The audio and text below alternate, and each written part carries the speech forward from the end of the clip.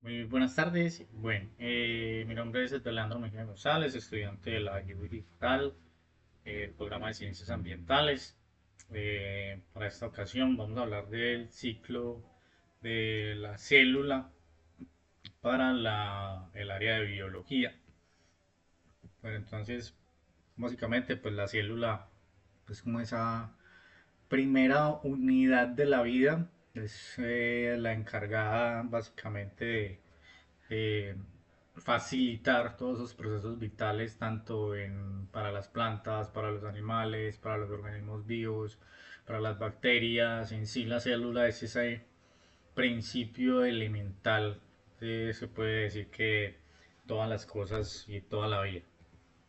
Bueno, entonces, hablando un poquito de las células, básicamente existen, pues, aunque existen muchos seres vivos y muchos organismos, existen dos tipos de células, que son las procariotas y las eucariotas.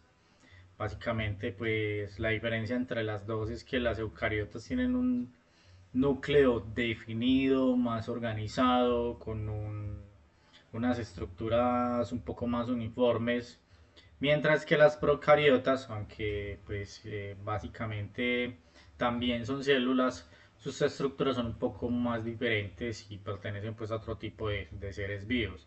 Las procariotas, como lo vemos, son un poco, su núcleo es un poco más deformado, no tienen un núcleo establecido como tal, aunque sí tienen estructuras que producen ADN internamente, su núcleo es un poco más desordenado, como lo podemos ver en la imagen. Lo otro es que cuando estas células pues se reproducen, su función básicamente en el caso de las procariotas es que si aumentan los individuos, se puede decir que cada célula pues es un individuo, mientras que las eucariotas lo que se hace es que cuando produce el proceso de la mitosis, lo que se hace es que se aumentan o reemplazan células dependiendo pues como la función que el ADN designe o que cada una de estas tenga. Entonces, para el proceso de reproducción de la célula, del ciclo celular, existen dos fases, una que se llama la interfase y la otra que se conoce como la mitosis. La interfase pues tiene dos fases fundamentales, perdón, la interfase tiene tres fases fundamentales que son G1, la fase S y la fase G. En la fase G1 es pues donde inicia básicamente una célula nueva, entonces esta célula lo que hace es que comienza un proceso de crecimiento para comenzar a hacer todo el proceso de síntesis de proteínas y el duplicado de los organelos. Aquí también la célula comienza pues a generar ARN, esto con el fin pues, de que ya se prepare para el segundo proceso. Aquí en este proceso G1 también hay un proceso G0 que es donde la célula por condiciones específicas decide no hacer proceso de reproducción, pues se queda en un estado latente. No quiere decir que no haga ninguna función, no. La célula sigue cumpliendo una función específica para la cual pues ha sido diseñada o fue creada, pero no genera un proceso de reproducción, no sigue hacia un proceso S, por ejemplo. En el proceso S o en la fase S, ya la célula comienza a hacer la replicación del ADN y comienza pues a que los cromosomas comiencen a desenvolverse, lo que se conoce como las cromatías. Esto con el ánimo de generar pues cromosomas hermanos o cromatías hermanas, que es lo que se va a replicar en el proceso de la mitosis.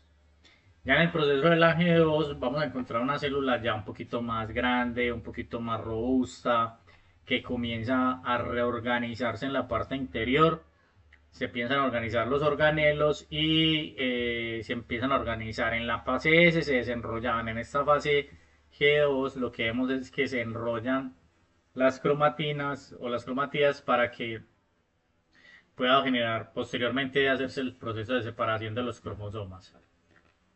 Bueno, y en el proceso de la mitosis ya es cuando la célula hace ese proceso de dividirse en dos y básicamente ocurren dos procesos fundamentales que son la cariocinesis, que es básicamente la separación del núcleo, y la citocinesis, que es esa división final del citoplasma. En la cariocinesis existen cuatro fases que son la profase, la metafase, la anafase y la telofase, que son básicamente pues como las fases en las que el núcleo comienza a hacer ese proceso. Uno, de la preparación de los cromosomas. Dos, a generar esa información genética de esa nueva célula. Y tres, finalmente a dividirse de la otra célula. Bueno, básicamente ese es pues como el proceso. Muchas gracias por este espacio y pues al final dejo las referencias bibliográficas.